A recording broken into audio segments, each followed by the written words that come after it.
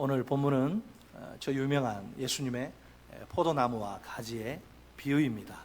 1절을 보면 예수님이 하나님 아버지를 포도원의 농부로 비유하십니다. 하나님은 포도원의 농부로서 포도나무를 심으시고 가꾸십니다. 이때 하나님은 두 가지 특별한 행위를 하십니다. 무슨 행위일까요? 제거와 정화입니다. 제거와 정화. 먼저 2절 상반절은 농부 하나님 아버지의 제거 작업입니다. 내용이 뭐죠? 무릇 내게 붙어 있어 열매를 맺지 아니하는 가지는 아버지께서 그것을 제거해 버리시고. 아멘. 농부는 그 포도나무에 불필요한 가지가 생길 때마다 제거합니다. 농부 하나님도 열매 맺지 않는 가지를 제거하십니다. 그 가지가 포도나무와 진정한 관계가 설정되지 않은 게 문제입니다. 참된 관계로 연결되고 결속된 상태라면 반드시 열매를 맺을 테니까요. 다음으로 2절 하반절은 농부 하나님 아버지의 정화 작업입니다. 깨끗게 하는 작업. 내용입니다. 무릇 열매를 맺는 가지는 더 열매를 맺게 하려 하여 그것을 깨끗하게 하시느니라. 아멘. 하나님은 열매 맺는 모든 가지를 깨끗하게 만드십니다. 포도 농부가 가지에 달라붙은 성장을 막는 불필요한 것들을 다 떼어내듯이 말입니다. 어떤 게 있을까요? 포도 농사 지으신 분 계신가요? 벌레, 자풀, 거미줄 있겠죠?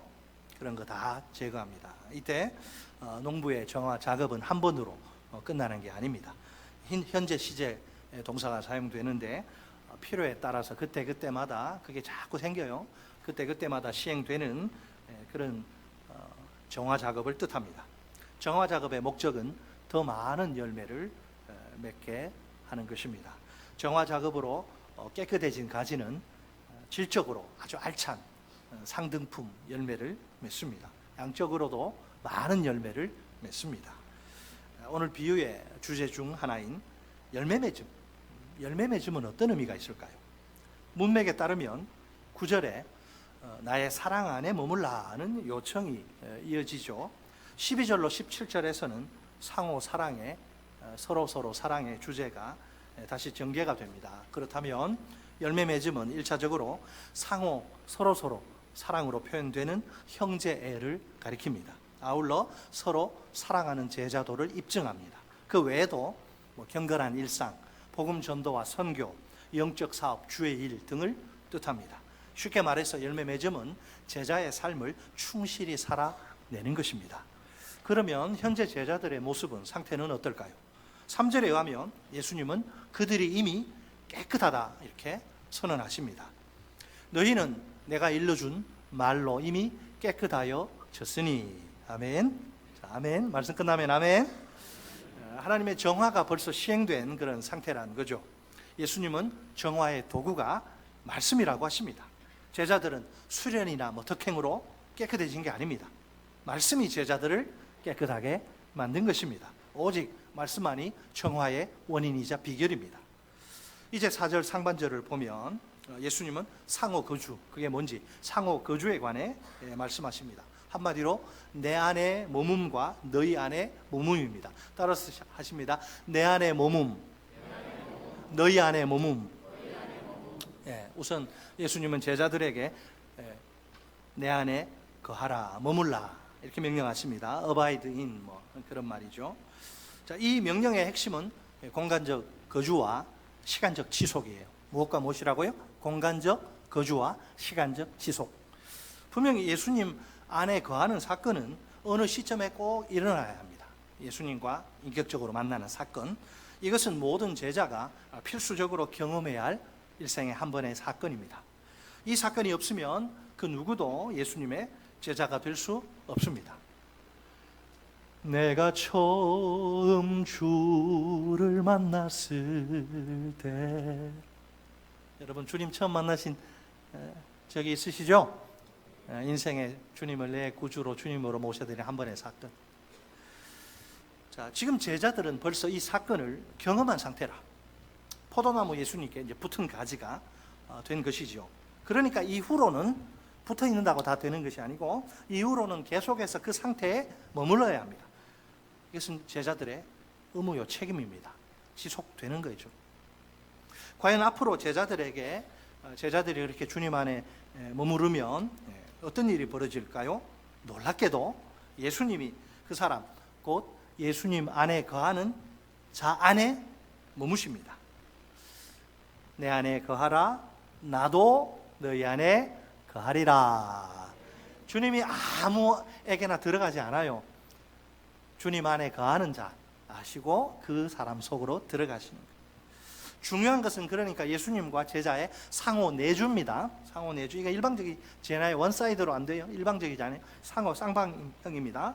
예수님과 완전히 연합된 일체, 일심동체를 가리킵니다. 영적인 신비로 둘러싸인 상호 내주입니다. 마치 사람이 공기 안에 있고 공기가 그 사람 안에 있는 것 같습니다.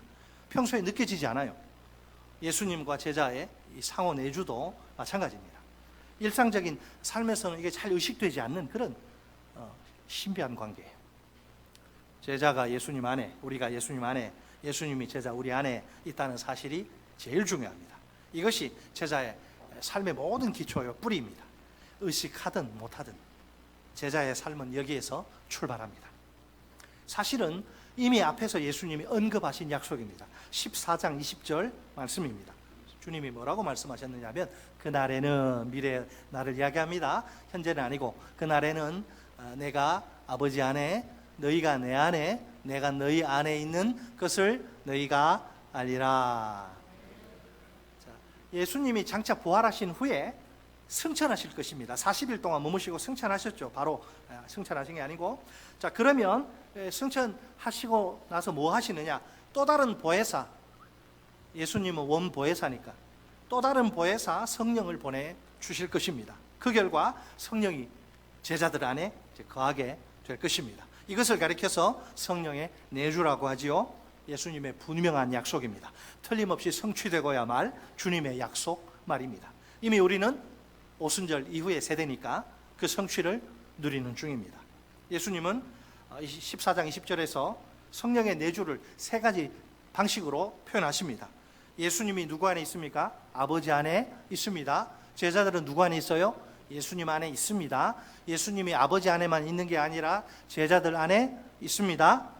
오순절 이후에, 오순절 성령 강림 이후에 된 일입니다. 예수님의 약속대로 오순절에 성령의 오심과 내주란 특별한 일이 최초로 인류 가운데 발생합니다. 그 결과 제자들과 예수님 사이에 신비한 연합이 이루어집니다. 최초로 예수님과 인격적 관계가 맺어지는 순간입니다. 하나님의 전적인 은혜입니다. 만약 제자가 예수님 안에 머물지 않으면 어떻게 될까요? 머물지 않을 수도 있습니다. 머물지 않으면 어떻게 될까요? 4절 하반절 말씀이 대답을 제공합니다. 4절 하반절 우리 같이 한번 읽어볼까요? 시작. 가지가 포도나무에 붙어있지 아니하면 스스로 열매를 맺을 수 없음 같이 너희도 내 안에 있지 아니하면 그러하리라. 아멘. 이 말씀을 듣는 사람들이 누구예요? 예수님 따라가는 제자들입니다. 제자들이 가신 말, 너희도 포도나무가 가지에서 떨어져서 너희도 그렇게 될 수 있는데 그러면 너희도 열매 못 맺는다, 그 말이죠. 대단히 나쁜 일이 일어나네요. 참된 제자에게는 결코 일어날 수 없는 현상입니다. 이 가룟 유다가 예수의 제자인 줄 알았는데 나중에 배신하지 않습니까? 제자가 아니었던 거죠. 여기서 스스로란 표현을 주목합시다. 가지가 스스로 자기 힘으로, 자력으로 열매 맺는 법은 없습니다. 열매는 가지가 스스로의 힘으로 생산하는 게 아닙니다. 무조건 가지는 나무에 계속 붙어 있어야 합니다. 그것이 열매 맺는 최우선의 조건입니다. 가지에게 가장 중요한 것은 결실 이전의 결속이에요. 결실과 결속은 다르죠. 자, 따라서 하십니다. 결실 이전에 결속. 네, 이 순서가 중요해요. 결속이 돼야 결실이 있는 거예요. 왜? 원래 가지 안에는 생명이 없거든요. 아예 없습니다. 가지 자체에는. 가지가 생명 없는 게 어떻게 생명을 낳습니까? 죽은 자가 어떻게 죽은 자, 산 자를 낳아요? 가지가 열매 맺는 것은 전적으로 포도나무에 달린 일입니다. 따라서 가지는 반드시 틀림없이 포도나무에 쭉 붙어 있어야 합니다. 포도나무로부터 계속 영양분을 받아야 합니다. 성장의 과정을 거쳐야죠. 영적인 어린아이 있으면 안 되고 성장해야 됩니다. 만약 가지가 포도나무로부터 떨어져 나간다면 어떻게 될까요? 더 이상 영양분을 공급받을 수 없겠죠. 열매 맺는 것은 고사하고 생명조차 유지할 수 없습니다. 그러므로 현재 가지가 열매를 맺고 있네, 그러면 살아있구나, 증거죠. 정상적인 성장의 과정 가운데 있다는 또 증거이기도 합니다. 그 가지는 진정으로 포도나무 안에 있는 것이 분명합니다. 확실합니다. 포도나무의 생명이 참으로 그 가지 안에 있습니다. 관건은 가지가 포도나무 안에 있느냐 혹은 안에 없느냐, 밖에 있느냐, 어중간한 건 없습니다. 가지 안에 있든지 가지 밖에 있든지, 예수가 내 안에 있든지 예수가 내 안에 없든지, 둘 중에 하나. 자, 마찬가지로 제자도 예수님께 연합되어 있어야 합니다. 그렇지 않으면 그 어떤 열매도 기대할 수 없습니다. 제자는 스스로의 힘으로는 열매를 맺을 수 없습니다. 오직 예수님 안에 머물 때만 결실이 가능합니다. 제자에게 예수님과의 관계는 생명 그 자체죠. 그 관계가 결실을 가능하게 만듭니다. 즉 제자의 결실은 예수님과의 관계로부터 나옵니다. 예수님과의 관계가 없이는 제자의 모든 수고가 다 헛일입니다. 그는 자기 힘으로 절대로 열매를 맺지 못합니다. 제자의 1차적인 사명은 예수님께 결속하는 것입니다. 결실, 곧 열매 맺음이 아닙니다. 예수님과 제자들의 생명의 관계를 보세요. 이 관계는 상호 내주로 더욱 분명히 표현됩니다. 예수가 제자 안에, 제자가 예수 안에. 그래서 이 둘은 생명의 관계로 연결되어 있구나. 자, 예수님과 제자는 상호 내주의 관계를 누립니다. 이것은 긴밀한 관계의 차원 그 이상입니다. 아주 신비하고 영적이며 신적인 연합입니다.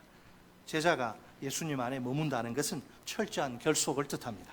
제자는 이처럼 예수님께 모든 것을 의존합니다. 예수 밖에서는 아무것도 할 수 없죠. 또한 제자는 그 예수님과의 관계에서만 존재 의미와 존재 가치를 가집니다. 가지가 스스로 의미와 가치를 소유하지는 않죠. 포도나무 가지는 좀 유별납니다. 그래서 그 가지는 열매 맺는 거 외에는 아무 쓸모가 없습니다. 땔감으로도 쓸 수 없어요. 좀 이상하게 생겨가지고 오직 열매 맺으라고 가지를 이제 두는 거죠. 제자 역시 가지처럼 독립적으로 의미와 가치를 이제 가지는 게 아닙니다. 가지가 아무리 튼튼하고 멋져도 저 가지 정말 눈에 확 띈다. 나무에 붙어 있지 않으면 어떨까요? 존재 의미와 존재 가치가 없습니다. 비록 이 형편없네, 이 가지가 왜 이 모양이냐, 비록 약하고 볼품 없으며 투박한 가지라도 나무에 붙어 있으면 또 어떨까요? 존재 의미와 존재 가치가 있습니다. 그러니까 가지의 최우선적인 사명은 나무 안에 계속 머무는 것입니다. 마찬가지로 제자의 최우선적 사명 역시 교회 안에서 막 일 많이 하는 거 아니에요. 예수님 안에 머무는 거예요. 예수님 안에 머물지 않고 하는 모든 행동은 의미가 없어요. 헛일하는 헛일. 자, 그러면 이제 결정적인 질문이 있죠. 그러면 예수님 안에 우리 가지라며, 가지가 그냥 가만히 있으면 열매 맺는 거 아닌가요? 아니에요. 예수님 안에 머무는 삶을 알아야죠. 예수님 안에 머무는 삶은 무엇일까요? 날마다 예수님과 교제하며 동행하는 삶입니다. 은혜의 방편인 말씀과 기도를 부지런히 사용하는 것이지요. 쉽게 말해서 이런 과정을 감당하는 겁니다. 날마다 말씀을 통해서 하나님의 음성을 듣습니다. 그 과정 가운데서 하나님의 뜻을 깨닫습니다. 기도를 통해 그 말씀대로 살아갈 힘과 지혜를 공급받습니다. 그 하나님의 뜻대로 살아갈 능력도 공급받습니다. 그래야 실제로 100%는 아니지만 그 말씀대로, 그 하나님의 뜻대로 몸부림치며 살아갑니다. 큐티 경건의 시간이나 새벽 기도회가 그토록 중요한 이유가 여기에 있습니다. 여러분, 하나님과 주파수를 맞춰야 돼요. 하나님은 우리에게 오늘도 말씀하시기를 원하십니다. 우리 각자에게 말씀을 들려주시기를 원하십니다. 자기 뜻을 분명히 보여주시기를 원하십니다. 주파수가 맞아야지. 주파수가 무엇을 통해서, 성경을 통해서 매일매일 자기 뜻을 보여주세요. 근데 이거 우리 힘으로 이게 순종할 수 없잖아요. 그러니까 기도하는 거예요. 너무 바쁘고 분주해서 하나님의 아무리 말씀해도 못 듣고 그러면 슬프죠. 이 짧은 인생 그렇게 살면 안 되잖아요. 우리가. 자, 5절에 따르면 포도나무에 머무는 가지는 어떻게 돼요? 많은 열매를 맺습니다. 여기에는 두 가지 중요한 포인트가 있어요. 자, 첫째, 포도나무 안에 머무는 가지는, 자, 따옴표가 있어요. 열매를 맺습니다. 여기 방점은 열매입니다.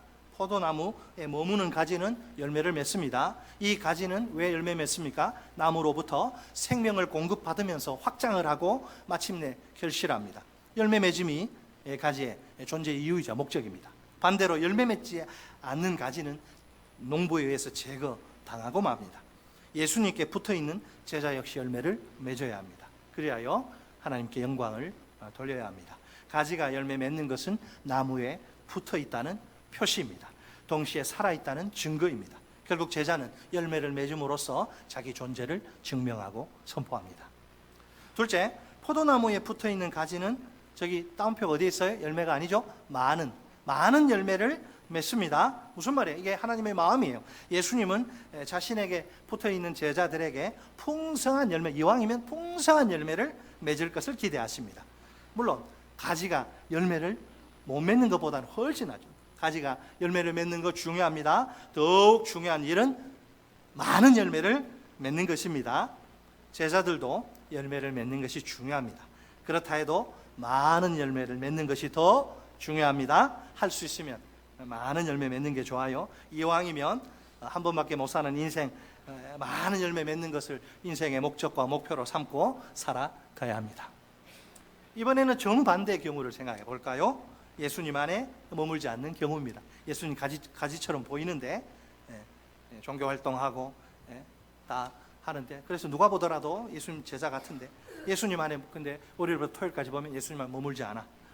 이런 경우에는 마지막에는 이제 주님 오실 때 마지막이죠. 나쁜 결과를 맞이하게 됩니다. 한마디로 말해서 심판이 주어지죠. 2절 상반절과 이게 연관되어 있습니다. 나무에 붙어 있지 않는 가지는 열매를 맺지 못합니다. 그렇게 열매를 맺지 못한 가지는 농부가 제거합니다. 자, 6절 보면 나무에 거하지 않는 가지에게 임할 결과를 말씀합니다. 6절 같이 한번 읽어보겠습니다. 시작. 사람이 내 안에 거하지 아니하면 가지처럼 밖에 버려져 마르나니 사람들이 그것을 모아다가 불에 던져 사르느니라. 아멘. 자, 화면 멈춰주세요. 6절 좀 더 살펴봐야 돼요. 자, 여기 사람이라고 되어 있는데 이게 번역이 약간 좀 아쉽습니다. 이게 NIV에서는 이거 그냥 유로 번역했는데 제자들, ESV는 anyone, 그 다음에 NRSV는 whoever, 누구나 누구든지 예외가 없다는 거죠. 근데 사람이라는 좀 약해 보여요. 제가 볼 때는. 그래서 누구나 누구든지 예외 없이 나무에 붙어 있지 않은 가지가 맞이할 최종 운명을 보세요. 가지의 마지막 운명은 나무와의 관계에 달려 있습니다. 5가지 표현이 눈에 확 들어옵니다. 5개 한번 찾아보세요. 첫째, 밖에 던져진다. 두 번째, 말라버린다. 셋째, 사람들이 모은다. 넷째, 불에 던져진다. 다섯째, 그 결과로 불살라 없어진다. 자, 이 모든 표현은 하나님의 무서운 심판을 가리킵니다. 예수님 안에 머물지 않는 자는 결국 끔찍한 심판을 받게 될 것입니다. 자, 정반대로 이제 예수님 안에 머무는 자에게 어떤 결과가 주어질까요? 기도응답이란 최대 유익과 축복이 주어집니다. 7절 말씀 우리 같이 한번 읽겠습니다. 7절 시작. 너희가 내 안에 거하고 내 말이 너희 안에 거하면 무엇이든지 원하는 대로 구하라. 그리하면 이루리라. 아멘. 참 힘이 되고 위로가 되고 소망이 되는 말씀이죠. 기도는 가진 제자가 포도나무이신 예수님께 머무는 걸 확증합니다. 다시 말해서 기도는 내가 예수님과 연합되어 있다는 표시입니다. 기도는 아무나 할 수 있는 게 아니에요. 예수님 안에 머무는 제자만 기도할 수 있습니다. 포도나무이신 예수님께 머무는 자에게만 기도가 가능합니다. 한 걸음 더 나아가 이런 제자가 기도할 때 놀라운 응답의 축복을 누릴 수 있습니다. 사랑하는 성도 여러분, 기도 응답의 축복이 얼마나 좋은지 아시나요? 사도 야고보가 어떻게 고백합니까? 온갖 좋은 은사와 온전한 선물이 다 위로부터 빛들의 아버지께로부터 내려오나니. 아멘. 자, 화면 멈춤해 주시고, 여러분, 내가 애쓰고 노력해서 좋은 은사, 온전한 선물 획득하는 게 아니에요. 세상이 그거 주는 거 아니에요. 좋은 모든 것들은요, 위로부터 빛들의 아버지께로 내려온다. 빛들의 아버지가 우리에게 주시는 거예요. 이걸 잘 아셔야 돼요. 이게 축복의 원리입니다. 하나님과의 관계가 중요한 거예요. 관계가. 한국 교회 안에 이 축복의 맛을 아는 그런 성도들이 꽤 많지요. 그들은 이 맛을 기억하고 한번 맛보면 잊을 수가 없어요. 야, 두리안 있잖아요. 제가 아주 두리안 막 주면 막 성질 내고, 제가 뭐 성질을 내겠습니까? 굉장히 안 좋아하고, 그래가지고 우리 미얀마 우리 가면 우리 선교사님이 저한테는 특별히 망고를 따로 이렇게 주고 그만큼 아주 했는데, 이번에 갔는데 하도 옆에서 자꾸 이렇게 해가지고 에라 모르겠다 먹었는데, 와, 이거구나. 그 맛이 뇌에 박혀가지고 잊어지지 않는 거예요. 기도 응답도 그래요. 자, 이해가 되세요? 아무리 기도해도 뭐 시큰둥한데, 저처럼 두리안 이게 과일에 이게 여왕이구나. 와, 다른 거 이제 별로예요. 기도 응답을 받은 사람, 이 맛을 기억하고 사모하며 기도의 자리에 부지런히 나옵니다. 다 힘들고 피곤하죠. 다 알죠. 힘들지만 피곤함을 무릅쓰고 새벽을 깨우며 주님 앞으로 달려 나옵니다. 우리 주님이 그들을 얼마나 기뻐하실까요? 그 중심을 아시니까. 그래서 기도하는 그들을 인격적으로 만나 주십니다. 그들에게 응답의 축복으로 역사하십니다. 우리가 생각하는 것, 항상 그 이상. 그러니 신앙생활이 얼마나 기쁘고 행복한지 모릅니다. 다른 데서 여러분 신앙생활의 기쁨과 행복을 찾으려고 하지 마세요. 기도 응답 정말 놀랍습니다.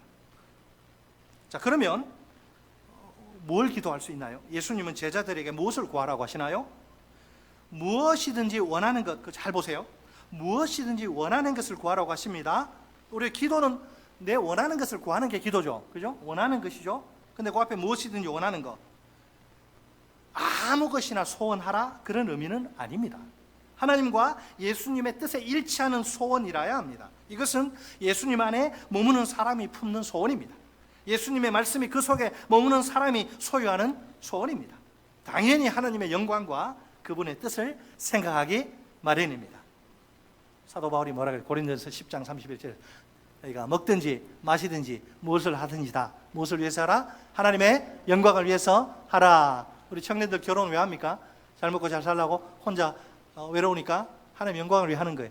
우리 사업하시는 분들 왜 사업합니까? 남들보다 노후 잘 먹고 잘 살려고? 아닙니다. 하나님의 영광을 위해서. 직장생활 상사한테 막 욕먹어가면서 막 하루에도 몇 번 사표 쓰고 싶고, 그래도 왜 합니까?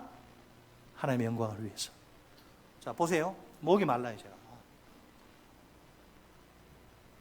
하나님의 영광을 위해서.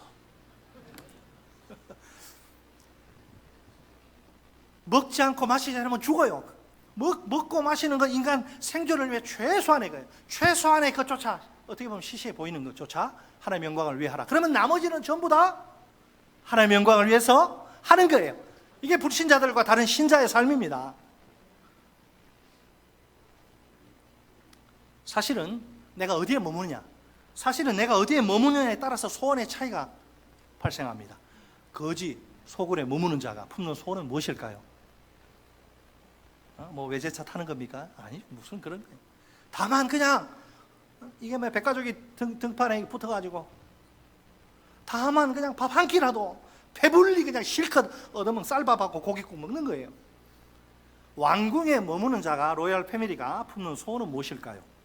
나라를 평안하게 만드는 것입니다.